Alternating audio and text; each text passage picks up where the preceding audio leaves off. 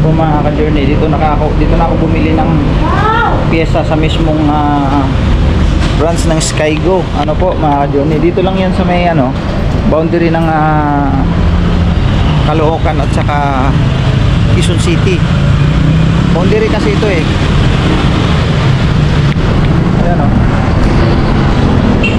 ayan, ito yung Caloocan. Pag lagpas mo dyan, ayan, pag lagpas mo sa arko na to, Caloocan, dito na part is Quezon City. So dito yan sa pagitan, boundary. Dito na kami pumunta, wala na kaming choice kasi napakahirap nga talagang hanapin dun sa mga motor parts.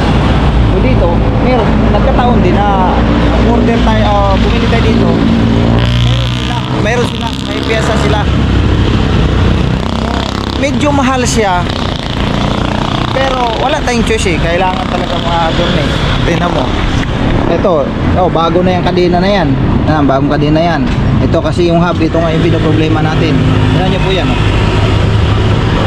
Yan ang problema niyan talaga pag tumatakbo, gumigiwang-giwang. Ang laki na kasi talaga ng frame eh. Ngayon, ito yung binili ko, ito mismo. Pero ito hindi na, saka sa kabila hindi na, ito na lang yung nasa pinakagitna. Yun yung hub kasi, rear hub. Yan. Ayan, tapos yung sprocket dito sa ilalim, luma din ay kinabit yan kasi hindi kumasa yung kahapon na nabili nga sa seat nito, kasama ng kadena. Itong sprocket dito na malaki at saka yung maliit, yung doon sa loob, sprocket din sa loob, hindi kumasya yung nandun. So ngayon kumuha na rin ako para maikabit na dyan. Tapos yung pinoproblema ko, ito yung speedometer, meron na. Dito genuine parts talaga to na Skygo. Dito lang yan, napakalapit lang dito yan. Sa mga malalapit dito, pwede kayo dito bumili kung kayo ay may mga Skygo na motor 125 yan, o kahit yung sa mga automatic kasi ito sila, may mga pyesa talaga rito. Kuminsan naman nagkataon na naubusan sila, pero dito may mga pyesa sila. Ayun mga ka-journey, so hanggang dito lang muna. Dahil ipapakasa ko na ito dun sa motor parts o sa mga motorcycle pagawaan ng motorcycle. Alright, ganyan yan kasi iaalay nila yun dun para ang ikot pantay, parang bisikleta lang din.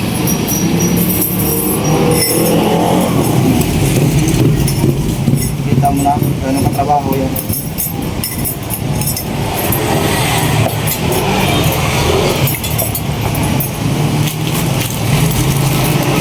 Kala mo palit natin, wala na tayong gagawin. Dami gagawin kasi babaklasin mo yun dito sa hirin.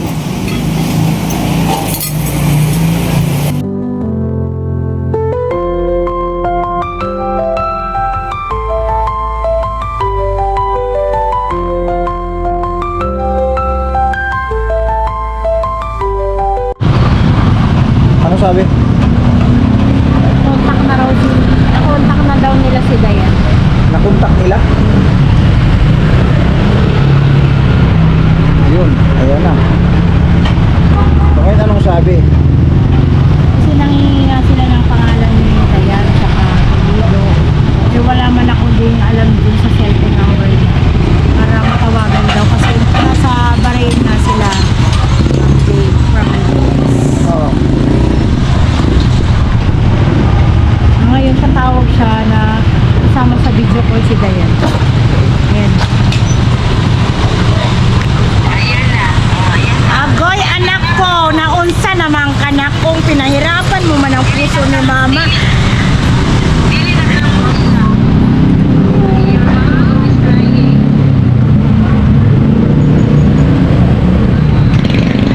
Ano na? Bakit di ka nagpaparamdam? Bakit? Bakit anak? May kasalanan ba ako? Wala kang kasalanan. Uuwi na nga daw siya eh. Ba't di mo ako kinakontak?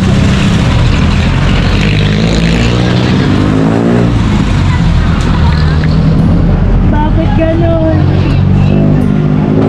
Gusto mo na bang mamatay si mama na? Hindi mo na ako naalala. Ay, hanap pang gusto rin ang tingin.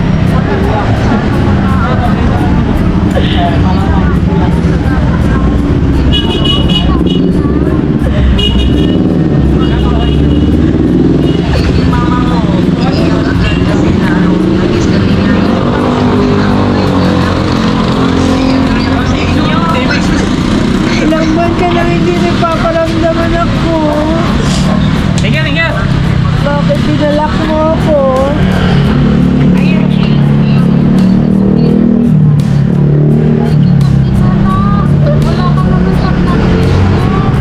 Hindi na kita makontak tapos pag mag-chat ako dun sa mga my day mo, kung non-send na. Iba yata yun eh. Yun yung mina-my day mo lagi. Kung sa?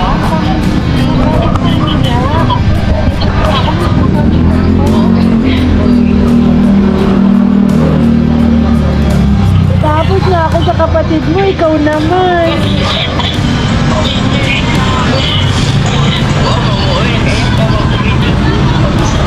Kailan ka ba uuwi?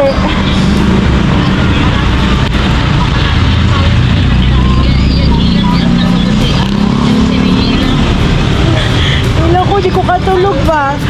Ilagi ko katulog, eh, sakit ang ulo ko. Huwag ka na po lang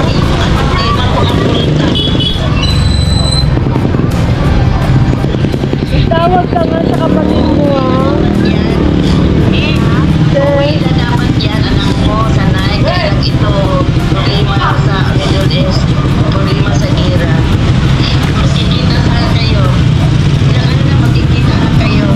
Kailan tawin mo na? Salamat kayo, Tayhang. Salamat kayo.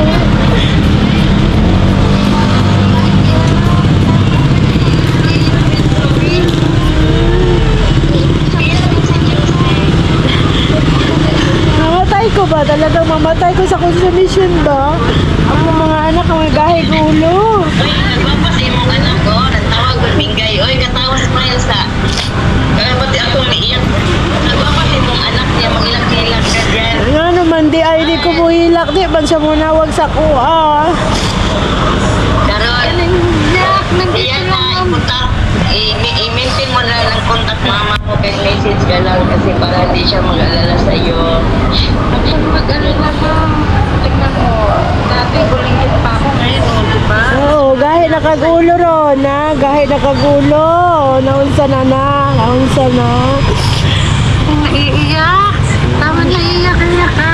Alam mo na, yung pusa nga, pag nawawala, anak, hinahanap. Walang anak ko. Mama, tignan mo.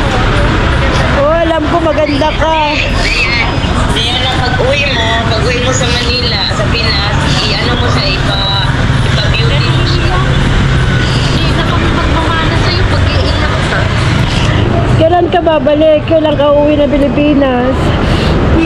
Natanong ko, dito March na, nag-expect ako, nag-April na. Ano, mapapasundo ka ba sa papa mo? O ano? Sunduin na lang natin, ma, sa airport.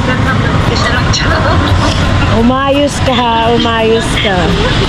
Sino kasama mo pag uwi? Asawa ko. Umayos ka. Oo nga, asawa ko.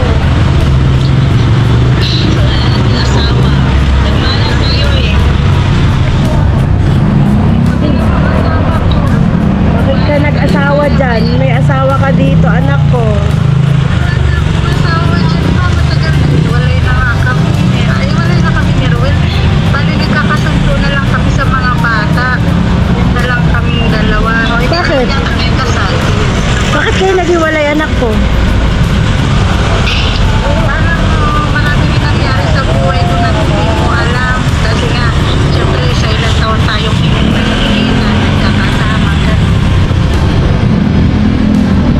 Marami rin mangyayari sa akin.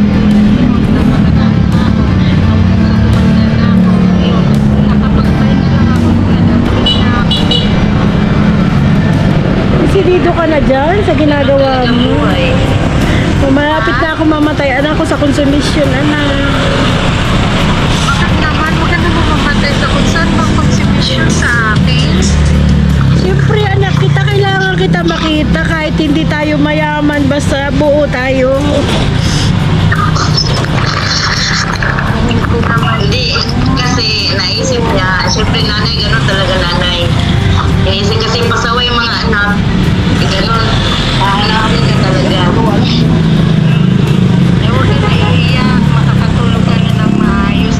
Nagulat niya ako, si ate nagamit sa akin. Kasi nakasip ko siya agad. Tapos nung nakasip ko, tinawagan niya ako. Sabi niya, anak ako patawa ko. Eh, sabi ko, opo. Kasi nga anak, hindi na kita makita. Hindi na, wala ka ng MyDing. Tapos yung messenger mo, tsaka Facebook mo, hindi na talaga ma-open. Iyak, naman na iyak. Dito na ako. Nakita mo ng pinakamaganda mo. Yung maganda mong minutan. Paranay. Paranay mo. Pinakaunang duga ni Mingay. Oo. Ako, tingnan mo, naghahalap na naman dito. Nagsisiren na naman. Oo, bago lang dito, Mings. Nag-isiren, kumain lang po ng ano. Kasi kami dito, nag-isiren na kami dahil yung binabantayan ng US sa embassy dito sa amin. Kasi yung tinatarget, embassy. Kaya ang embassy pa naman, medyo malapit-lapit lang din sa amin. Nasa 45 minutes lang ako. Yung ano nila ngayon, yun ang ano nila, mga USBs, mga embassy sa ano. Basta anak ha, pumunta ka anak ko, kunin mo yung messenger ni Papa, kay Papa to. Tapos yung sa akin, kunin mo din. Mag-chat ka sa akin, pag uwi kasi nandito kami sa labas. Mag-video call tayo na kung yung mga kapatid mo. Ayusin mo na yung buhok mo nga. Hindi na, ganito na to, wala nang ayos to. Ayusin ka daw. Huwag ka naiyak, ba't pinapakamukha ko? Salamat kayo, Daya, tsaka kay Ma'am Josie, salamat kayo. Pakisabi kay Ma'am Josie. Ayun. Hindi pa ako buti na lang mami, hindi mo ko pina-Jessica so.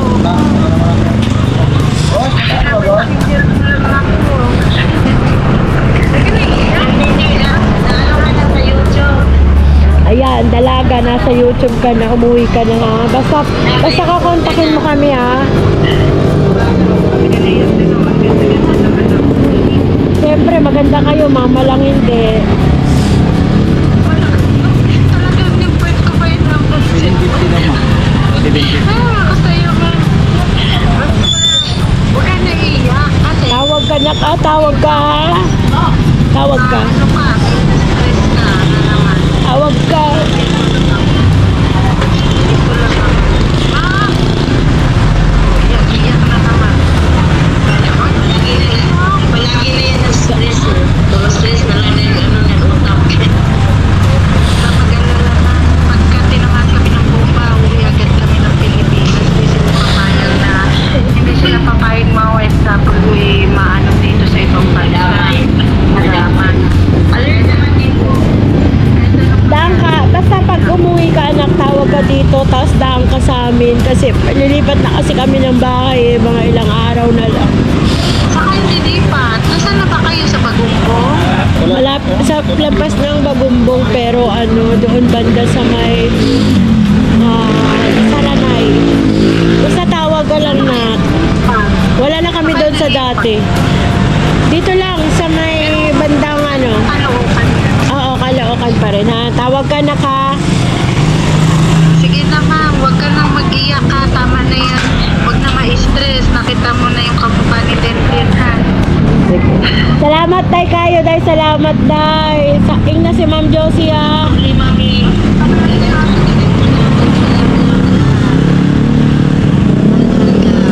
Okay, uli na, uli na may unya na kung tawag day. Thank you very much kayo day. Oh, ready mo ako isla oh. Salamat. Sige na, bye-bye. Tawag ka na ka. Usap kayong mag-ina ha. Bye-bye. Oh, sige. Ako din. Sige. Ingat ka ganda yan. Oh, day. Ingat ha. Salamat kayo. Love you. Oh, sige. Bye-bye na. Okay. So yan po mga ka-journey, nakauwi na po kami ni Kuya Noy galing po sa labas. Ayun nga po mga ka-journey, sobrang saya ko ngayong araw na to. kasi nga po, dahil po sa meron po tayong isang masugid na subscriber po natin at naging sponsor din po namin na tumulong po sa akin na makausap ko yung anak ko po na nasa ibang bansa. Katulad po niyan, di ba po kanina umaga ko lang po yun na vlog at ayun, nagkaroon po ng solusyon dahil din sa inyo mga ka-journey. So, yun po, nagpapasalamat ako kasi sa totoo lang po, nakausap ko po siya. Mapapanood yun naman po ito eh. Nakausap ko po siya sa video call. So, yun anak, naging panatag yung kalooban ko kasi nasa mabuting ang kalagayan at ginabayan ka ng ating Panginoon Diyos, anak. Sana mag-ingat ka palagi dyan at kung yun nga ng dapat ay makakauwi ka ngayong Marso ay dahil na nagkaroon ng problema dyan sa ibang bansa,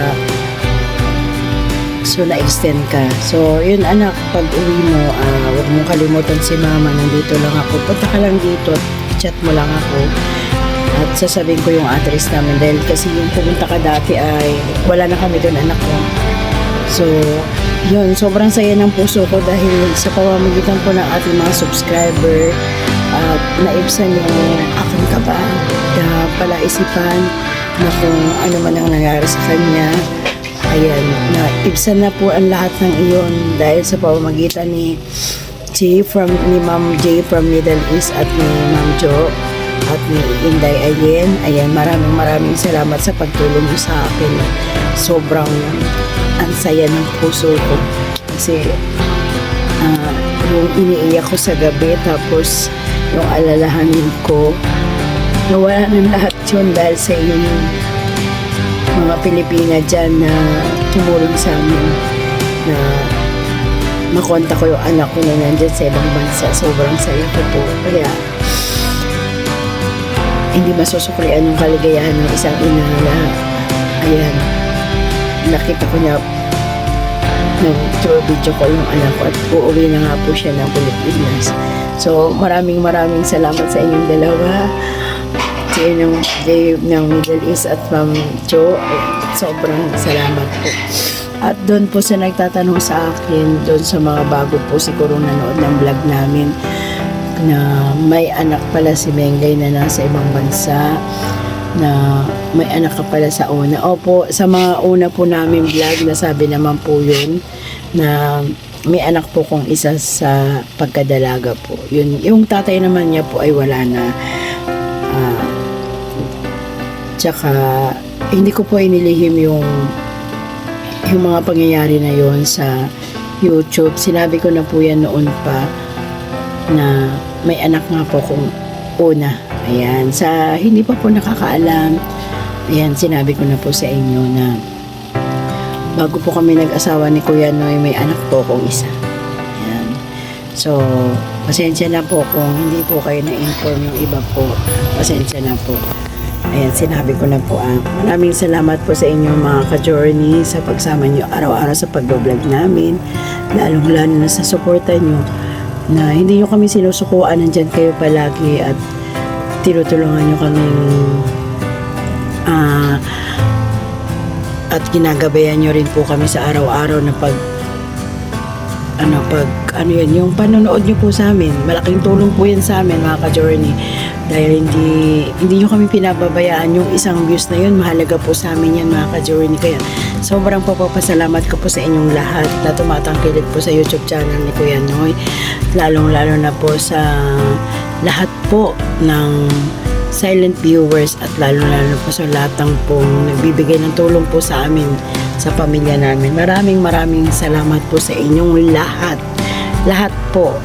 Wala pong hindi kasali, lahat po. Ayan. So, hanggang dito na lang po yung vlog ko. Maraming po salamat sa nag-pray at nag-concern po sa aming pamilya. Maraming salamat po. See you next vlog po muli. Mga ka-journey, ayan, makakatulog na ako ng maayos kasi hindi na ako mag-iisip sa anak ko na nasa ibang bansa na magulo doon sa ibang bansa ngayon dahil maraming putukan, gera, ayan. So, matatahimik na ang aking kalooban. Thank you muli, Ma'am Jo. At Ayan. Thank you very much. At sa'yo anak, mapapanood mo to.